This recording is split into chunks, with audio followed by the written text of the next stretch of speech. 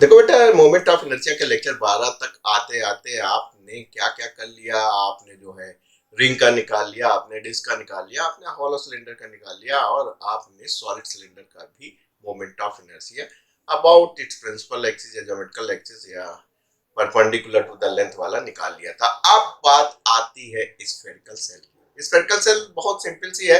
आप गुब्बारा ले लीजिए और हवा भर दीजिए, तो अंदर क्या होता है? कुछ दिख तो है नहीं, खाली है। तो यानी कि जितना भी मास है वो कहाँ पे है? गुब्बारे का सरफेस के ऊपर है। इसी तरह आप देख सकते हैं ग्लोब। अपने प्रिंसिपल रूम में चले जाइए, अक्सर गए होंगे, कुछ ना कुछ बदमाशी की होगी, तो आपने ग्लोब देखा होगा, अंदर से खोखला होता है, सब ऊपर ही उसकी सरफेस पे ही मास होता है। तो एक ऐसी सेल स्फेरिकल सेल जिसके अंदर खोखला होता है और थ्री डायमेंशन होती है। स्फेरिकल है तो थ्री डायमेंशन होगी, और अंदर कुछ नहीं होगा, जो भी मास का डिस्ट्रीब्यूशन होगा उसके सरफेस एरिया पे होगा। इस प्रकार की सेल को स्फेरिकल सेल कहते हैं। आइए देखते हैं बना के 2D में 3D का 3D का मजा दिखाते हैं आपको। आपने कहा सर ये एक स्फेरिकल सेल है, एम आई राइट? हालांकि अभी आपको 2D ही दिखा रहा हूं मैं। और ये इमेजिन कीजिए कि ये यू भी है, यू भी है, यू भी है। मतलब आपके पास एक ग्लोब जो आपने देखा है प्रिंसिपल रूम में, वो चीज है आपके साथ। क्या लगे अगर हमें मोमेंट ऑफ इनर्शिया निकालना हो अबाउट दिस एक्सिस की, जो सेंटर से पास हो रही हो, राइट? तो मतलब 3D का है। अगर आप यहां से यहां निकाल देंगे, देख रहे हैं आप, तो भी डायमीटर हो जाएगा। तो विनोद जी, अगर आप देख रहे हैं कि इसको एक्सिस को जो है, अगर आप एक तार ले लें, राइट, ये आपकी एक्सिस ऑफ रोटेशन हो गई है, ठीक। और अब अगर आप इसको इसके क्रॉस निकालेंगे, तो भी आपको ये डायमीटर के क्रॉस जाता नजर आएगा। यानी कि अगर हम इसको यहां से सेंटर से पास होके निकाल दें, ये एक्सिस ऑफ रोटेशन अगर हम रखें, तो भी तो आप देख रहे हैं 3D है। ये जो जो है डायमीटर से पास होता हुआ दिखाई देगा। यानी कि कहना चाह रहा हूं मैं कि भाई साहब, moment of inertia of spherical cell आप निकालने जा रहे हैं, जो सबसे एलिमेंट्री एक्सिस है आपकी, वो कहलाएगी कि आप एक्सिस पासिंग थ्रू सेंटर, वो जो एक्सिस ऑफ रोटेशन होगी, वो एक प्रकार से डायमीटर के क्रॉस, आप डायमीटर के क्रॉस ही निकालेंगे, क्योंकि 3D है।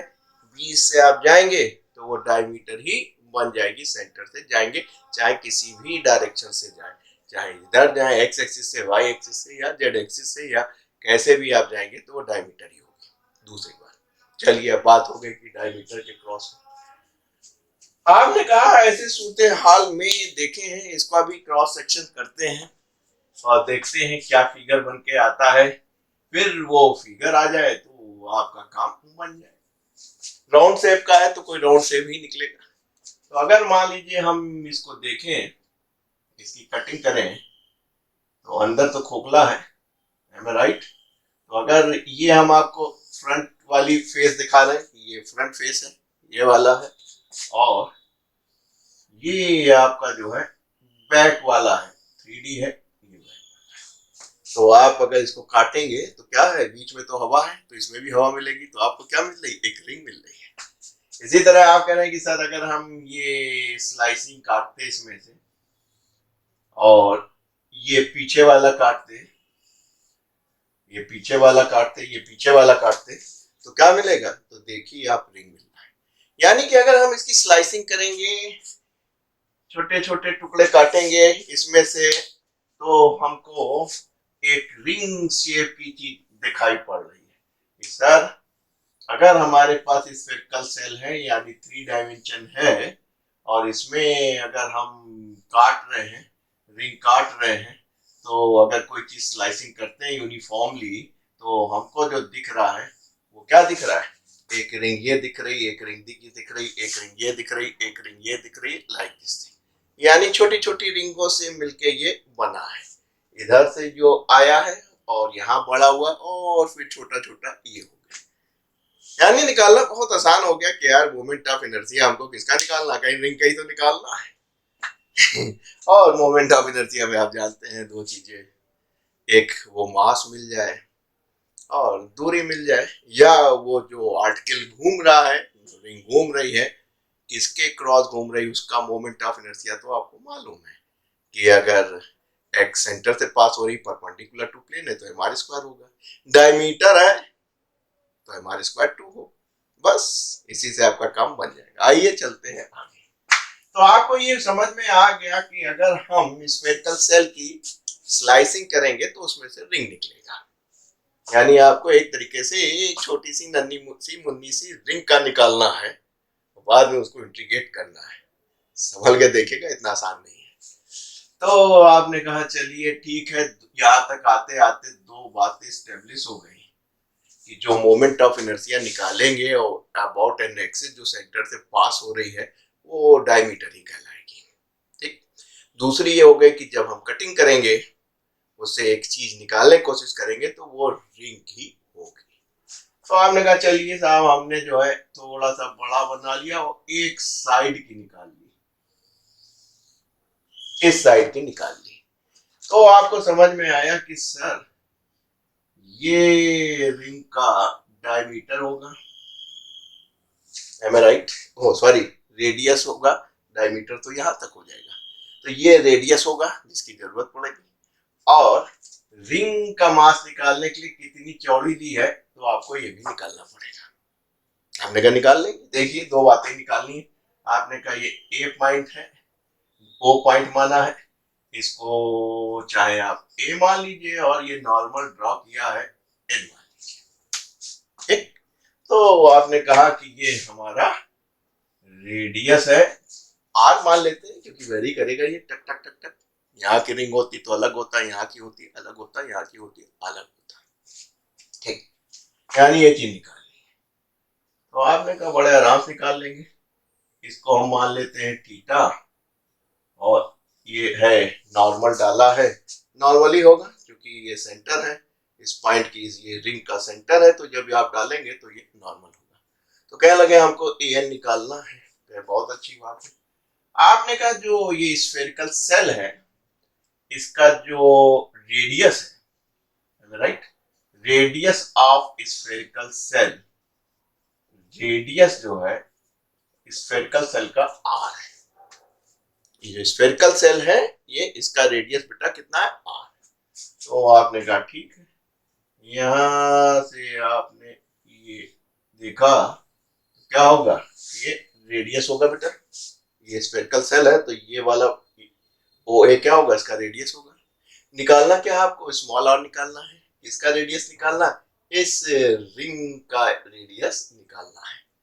तो आपने कहा कि सर ये आसान है, radius of ring, radius of ring निकालना बहुत आसान है।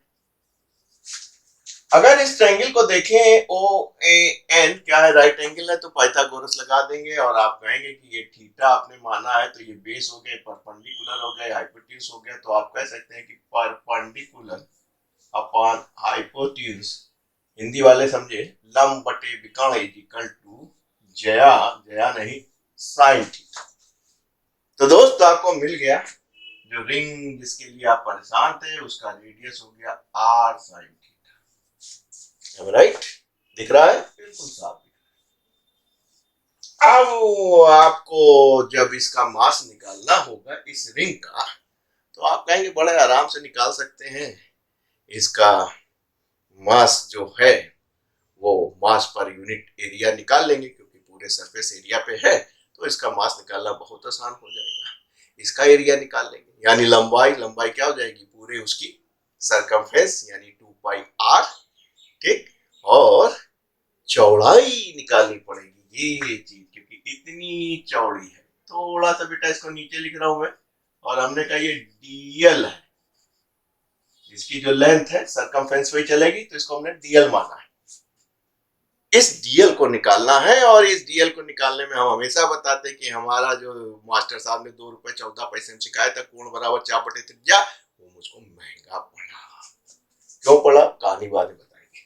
तो अगर आपको डीएल निकालना है तो एक काम करना पड़ेगा, आपने कहा सर इस पॉइंट से यहाँ से इसको मिला देते हैं, और ये जो छोटा सा एंगल में चेंज आ रहा है डीएल की वजह से, ये डी थीटा हो गया। तो अब आपको इसकी चौड़ाई डीएल जो आपने मानी है निकालनी बहुत आसान हो गई। आपने क्या कहा साहब, आपने कहा कि angle is equal to arc arc upon radius, arc upon radius, arc upon radius, right. तो अगर इसको देखें मान लीजिए ए से बी तक आप चले जाए, कोई दिक्कत की बात नहीं है। तो इस एंगल को देखें तो इसमें एंगल कितना डी थीटा, रेडियस कितना है बेटा आर ही है, और आर कितनी है डीएल है। तो आपने कहा sir D theta is equal to arc DL है, और यहाँ पे जो रेडियस है वो आर। तो आपने कहा सर हमारा डीएल भी निकल आया। आपने कहा था दो बातें निकाल लेना काम बन जाएगा। यहाँ तो काम थोड़ा सा कॉम्प्लिकेटेड होता नजर आ रहा है। अरे कॉम्प्लिकेटेड नहीं होगा तो फिजिक्स फंडा आलोक सूत्र क्यों आओगे है? तो दोस्तों आपने दो बातें निकालनी है अभी तक, क्या कि साहब ये रिंगों से मिलके बना है, और जो मोमेंट ऑफ इनर्शिया निकालने जा रहे हैं किसी भी एक्सिस के क्रॉस निकालेंगे तो वो अबाउट डायमीटर ही कहलाएगा, ठीक, क्योंकि वो डायमीटर से होगी पास होती जा रही, जो भी सेंटर से पास होगी वो डायमीटर ही फॉर्म करेगी। तो भाई साहब आपने कहा हम इस रिंग का निकालेंगे, तो कहने लगे रेडियस निकाल लीजिए। तो आपने रेडियस निकाल लिया, कहीं इस रिंग की चौड़ाई निकाल लीजिए, डीएल वो आर थीटा आ गया, यानी क्या हो गया एंगल में चेंज हो गया। घबराने क्या बात है यार, जो इंट्रीगेट करेंगे उसको एंगल की लिमिट रख लेंगे, हमको तो लिमिट रखनी है, ठीक। तो फिलहाल तो आइए चलते हैं पहले मास निकालते हैं इसका, एम राइट। इसका पहले जो है आप मास निकालने के लिए वही सिंपल सबसे सिंपलेस्ट तरीका लगाएंगे, नियम साहब, ठीक। आपने कहा कि जो स्फेरिकल सेल है इसका जो मास है वो हमारा कैपिटल एम है, ठीक। और स्फेरिकल सेल में मास कहाँ पे डिस्ट्रीब्यूट होगा, उसकी सरफेस पे होगा। स्फेरिकल सेल की सरफेस का फार्मूला मालूम है, बहुत सिंपल है, 4πr²। वॉल्यूम भी आप जानते हैं स्फीयर का क्या होता है, 4/3πr³। तो फिलहाल यहाँ पे स्फेरिकल सेल है, अंदर हवा है, खाली है, इसलिए जितना भी मास है सरफेस एरिया पे है। तो आपने कहा डीएम साहब मास पर unit area of spherical shell. Clear हो गया बेटा, कोई डाउट नहीं। कहने लगे इस रिंग का बताइए, कहने इस रिंग का जो लेंथ है 2πr। तो आपने कहा 2π क्या है रेडियस आर, ये वाला। कहने लगे और कहीं चौड़ाई तो गुणा कर दीजिए, ये तो लंबाई है यानी सरकमफ्रेंस है 2πr इंटू डीएल। बस काम बन गया, खत्म, ठीक। चाहे इससे इसको काट लीजिए, इसको काट लीजिए, ताकि आपकी धड़कनें कुछ कम हो। आर आपको मालूम है, लिख लीजिए यहां से R sine theta, right, R sine theta हो गया। डीएल यहां से लिख लीजिए आर थीटा। बस काम बन गया। अरे वाह, देखिए कितना छोटा बन गया डीएम साहब, m/2 sign square theta. O sine theta एक ही है, साइन थीटा, राइट। तो ये बहुत इंपॉर्टेंट हो गया। तो दोस्तों थोड़ा कैलकुलेशन बढ़ा जाएगा, इसलिए अगर जो नोट कर रहा हो तो नोट करते रहे, नहीं तो बाद में कर लें, एक दो दफे देख लें इसको। तो ये मास हो गया। अब यहाँ देखने वाली बात क्या है जो हमने दिखाई थी, यार देखो ये जो रिंग बन रही है उसका जो मोमेंट ऑफ इनर्शिया क्या होगा, यही तो एक्सिस होगा कि साहब वो एक्सिस सेंटर से पास हो रही है और नॉर्मल टू द सरफेस होगा। देखो अगर ये आपकी रिंग कटी है तो ये एक्सिस ऑफ रोटेशन है ना, तो इसी के क्रॉस तो घूमेगा। तो यानी जो आपका मोमेंट ऑफ इनर्शिया जिस रिंग का निकालने जा रहे हैं वो उसकी एक्सिस ऑफ रोटेशन क्या होगी कि वो सेंटर से पास हो रही है और नॉर्मल टू द सरफेस है। ये आपने रिंग काट ली बेटा, और ये आपकी एक्सिस है, तो ये रिंग जो है यूं घूम रही है, यानी रिंग यूं घूम रही है और ये आपकी एक्सिस है जो सेंटर से पास हो रही परपेंडिकुलर टू प्लेन है। तो आपने कहा इस एलिमेंट का अगर हमें छोटा सा नन्ना सा मुन्ना सा मोमेंट ऑफ इनर्शिया चाहिए होगा तो वो बराबर आप जानते हैं मास इनटू रिंग का स्क्वायर, एमआर स्क्वायर होता है ना। तो ये रिंग का लीजिए जहां भी स्फेरिकल का नहीं है। तो आपने कहा सर मास इनटू रिंग का, ये वाली रिंग है ना, आप इस रिंग का निकाल लें। तो अगर आप इमेजिन कीजिए ये रिंग ये है और एक्सिस ऑफ रोटेशन ये है, तो देखिए ये जो रिंग है वो कहां से किस एक्सिस के क्रॉस आ रही है, जो कि सेंटर से हो रही है नॉर्मल टू द सरफेस। हमारा क्या होता है, रिंग का मास और रिंग के रेडियस के स्क्वायर के बराबर। ये रिंग का मास है जो कि शायद आपको नहीं दिख रहा होगा, और ये रिंग का रेडियस आर है। आप निकाल लीजिए साहब, डीएम साहब अभी अभी निकाले हैं, m/2 sine theta into D theta, कहीं आर स्क्वायर, कहीं यहाँ पे पहुंचिए। आर बराबर क्या है, आर साइन थीटा, स्क्वायर चाहिए R square sine square theta, यानी M constant R square constant 2 constant बाहर आ गया, वेरिएबल आपका क्या हो गया साइन क्यू थीटा और डी थीटा। अभी तक तो एक्स के फॉर्म में आता था, आप कर लेते थे, अब की बार एंगल में आ गया, कोई बात नहीं। आपने कहा ये तो रिंग का हो गया है, हमको पूरी स्फेरिकल सेल का चाहिए। तो आपने कहा कि साहब ये जो छोटी छोटी रिंगें बनी हैं वो यहां से चालू हुई हैं, यूं यूं यूं यूं, अब गंदा ना करो भैया हमसे, यहां से होती हुई यहां तक आई है। अगर रिंग यहां से शुरू होके यहां तक आएंगी तो ऑटोमेटिकली बन जाएगी, जब ये रेडियस बनेगा तो नीचे तो बढ़ेगी। अगर ये रिंग यहां से शुरू जनरेट होके यूं होती हुई जब यहां तक आएंगी, तो आप कह रहे हैं जो एंगुलर डिस्प्लेसमेंट यहां से लेके यहां तक होगा उतने में सारी रिंगें कंप्लीट हो जाएंगी, क्योंकि रिंग जो है पूरी चल रही ना, यूं चल रही है। तो ये आपका रेडियस है, तो रेडियस भी जा रही, तो आधी रिंग थोड़ी ना जा रही, पूरी जा रही। तो जब रिंग यहाँ आई यहाँ आई यहाँ आई यहाँ आई यहाँ आई यहाँ आई यहाँ आई यहाँ आई, यहाँ तक पहुंचते पहुंचते उसने पूरी सरफेस को कवर कर लिया। यानी थीटा अगर यहाँ से ले तो जीरो से चालू हुआ और कहाँ तक आई, यहाँ तक आई, यानी थीटा आपका वेरी करा जीरो से पाई, और उसने जो है पूरी रिंग बनाते हुए लाओ, कागज बर्बाद करो, वहां से रिंग बनाते हुए लाओ, तो आप देख लेंगे लिमिट जीरो से पाई तक आएंगे तो पूरा सरफेस एरिया रिंगों से कवर हो जाएगा। तो आपने कहा चलिए ठीक है, इसलिए स्फेरिकल सेल का क्या लगे, हमें इंटीग्रेट करना पड़ेगा। M R square by 2 constant है मल्टीप्लिकेशन में, इसलिए हमने बाहर ले लिया। तो केवल किसको इंटीग्रेट करना पड़ेगा, sine cube theta into D theta. Limit रखना सिखाई दिया कि भैया यहाँ चलना, यहाँ तक चलोगे सारी रिंगे कवर हो जाएंगी, यानी जीरो से पाई तक चलना है, जीरो से आई। अबाउट डायमीटर है तो चाहे आईडी रख लीजिए। अब सारा खेल हो जाता है कि साइन क्यूब को कैसे इंटीग्रेट करें। थोड़ा सा आपको मिटाना पड़ेगा दोस्त, क्योंकि क्योंकि हमको साइन क्यूब को इंटीग्रेट करना है। दोस्तों आपने एक फार्मूला पढ़ रखा था, क्लास 10th में हमने पढ़ा था, एम ए राइट। डीएम की अब जरूरत नहीं, सारे काम बन गए हैं, इसलिए इनको मिटा देते हैं। और आपने एक फार्मूला पढ़ा था, कौन सा पढ़ा था, साइन 3D का। ये बराबर किसके था, ये बराबर ये था 3 sine theta minus 4 sine cube theta, right.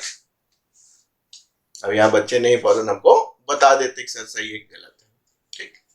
Sign 3 theta बराबर 3 sine theta minus 4 sine cube theta, और आपको क्या चाहिए, साइन क्यूब चाहिए, तो इसलिए इसको इधर ले आइए। 4 साइन क्यूब थीटा बराबर 3 sine theta minus sine 3 theta.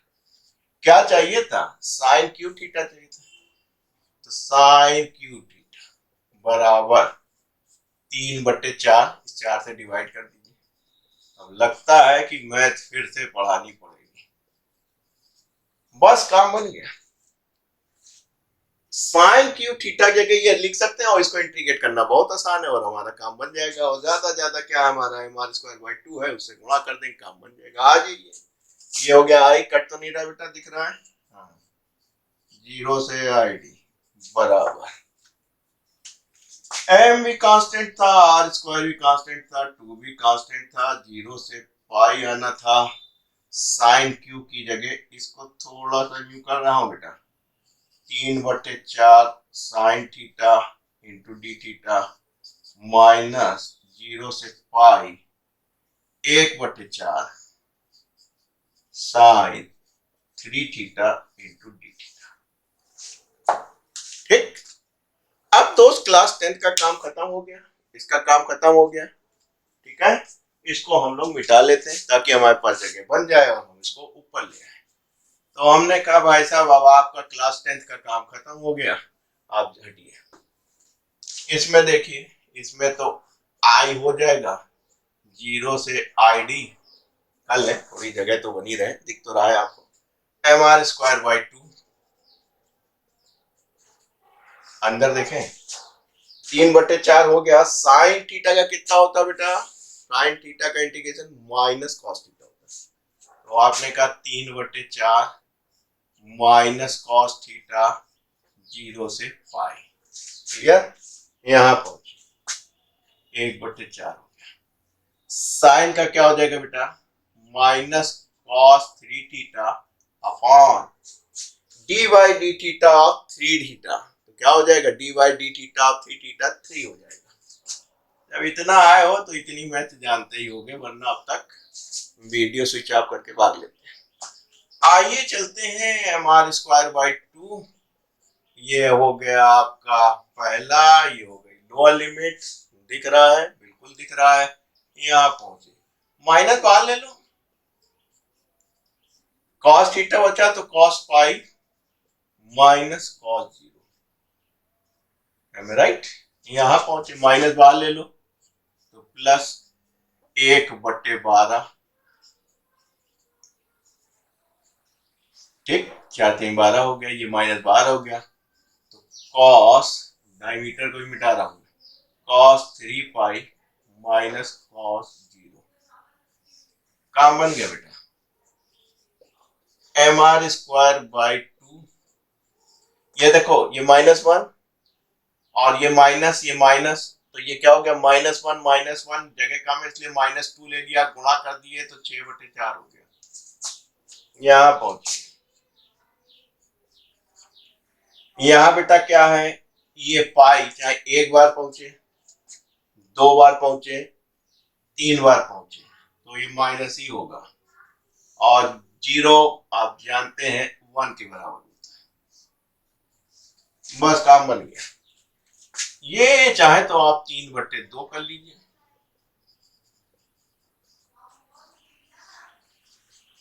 और ये 2 हो जाएगा, माइनस आ जाएगा, 2/12 को आप 1/6 कर सकते हैं।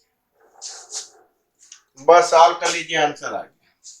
तो दोस्तों थोड़ा सा मैं और मिटाना चाहूंगा क्योंकि आप देखते हुए चले आए हैं, और हम कहेंगे कि भाई साहब पूरा ही मिटा देते हैं, आप देख ही चुके हैं इसको।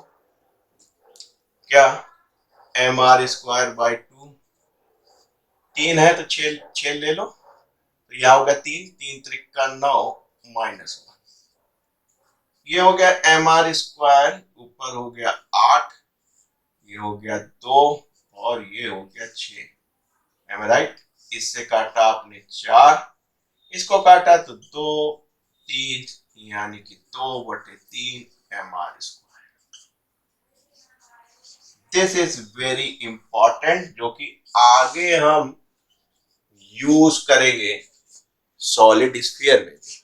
तो दोस्तों थोड़ा सा लंबा हो गया था, कोई बात नहीं, इसी में टेंजेंट भी जल्दी से निकाल देंगे। तो दोस्तों आपने देखा, क्या देखा कि जो मोमेंट ऑफ इनर्शिया है, अगर हम सेंटर से पास कर देंगे कोई भी एक्सिस तो वो डायमीटर बनेगी, और डायमीटर के क्रॉस स्फेरिकल सेल में याद रखिएगा 2/3 एम आर स्क्वायर होता है। याद रखिएगा 2/3 एम आर स्क्वायर होता है। क्या बताया? 2/3 एम आर स्क्वायर। अब आइए टेंजेंट खींच देते हैं जल्दी से।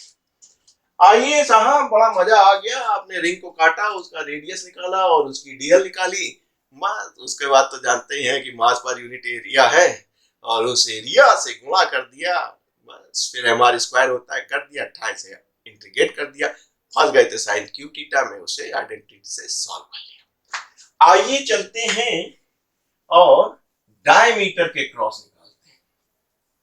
अबाउट डायमीटर, यानी जो दूसरा केस लिया है वो डायमीटर तो हो गया, टेंजेंट के क्रॉस निकालते हैं, किसी स्फेरिकल सेल के टेंजेंट के क्रॉस निकालते हैं। तो आपने कहा सर, बच्चा बड़ा ताज्जुब करता है कि साहब टेंजेंट आपका ये हुआ, राइट? थोड़ा सा और मिटाऊंगा, ये इसका सेंटर हुआ, ये अभी एक्सिस ऑफ रोटेशन जिसके क्रॉस निकाला था डायमीटर का था, और आपने कहा कि सर ये टेंजेंट है। अब इसमें कोई भी टेंजेंट हो फर्क नहीं पड़ता, चाहे वो इन प्लेन हो चाहे परपेंडिकुलर टू प्लेन हो, हमेशा अगर परपेंडिकुलर भी होगा तो भी जो है ये डायमीटर होगा जो सेंटर से पास हो रहा होगा, अगर इन प्लेन होगा तो भी जो है आपका क्या होगा, डायमीटर होगा जो कि सेंटर से पास हो रहा होगा। यानी ये टेंजेंट चाहे पैरेलल टू द प्लेन हो चाहे परपेंडिकुलर प्लेन हो, एक ही होगा। तो आपने कहा ये भैया अच्छी बात है कि टेंजेंट साहब इतना है और ये है। सबसे बड़ी मजा आती है जब हम बच्चों को बताते हैं, बिगनर्स होते हैं जो पहली दफे पढ़ते हैं कि सर ये स्फेरिकल सेल है और इसका जो मास है वो यहाँ होगा। कहते अरे सर ये क्या कह रहे हैं आप, मास यहाँ कैसे होगा, ये तो खाली है, हवा है, लाइक दिस, ये चीज है, इसका मास हम कह रहे हैं कि यहाँ पे कंसंट्रेट है। कहने लगे यहाँ तो कुछ नहीं है, हवा है। हम कहने लगे मान लिया करो भैया ये फिजिक्स है, सेंटर ऑफ मास है, ये लागू होता है, इफेक्ट इसका दिखता है, जैसे मैं समझ में नहीं आता हूँ लेकिन आपके दिल में आता हूँ। तो भाई साहब ये जो हवा है, लेकिन उस पूरी हवा का जो मास है वो यहाँ पे है, जो भी उसका सरफेस एरिया से जो मास बना है वो कहाँ पे फोकस है, कहाँ पे कंसंट्रेट है, यूनिफॉर्मली इसलिए सेंटर पे।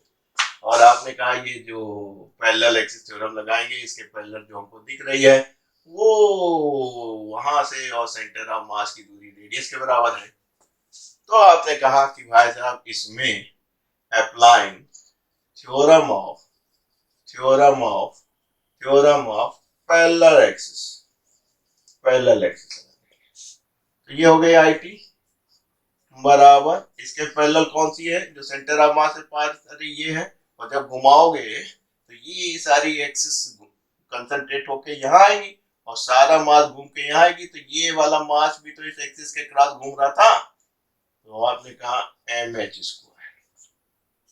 ये अभी अभी ताजा ताजा निकाला है, बिगाड़ा नहीं हमने।